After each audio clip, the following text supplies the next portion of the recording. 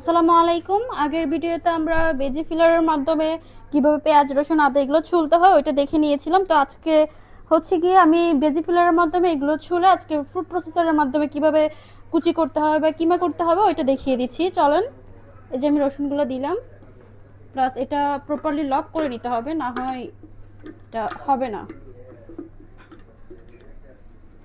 এটা বুঝতেছে না।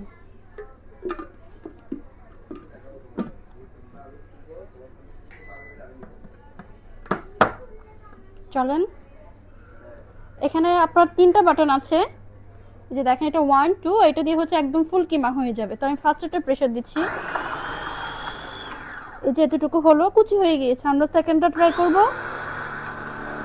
এটা দিয়ে আরো মিহি হয়ে গিয়েছে। থার্ড,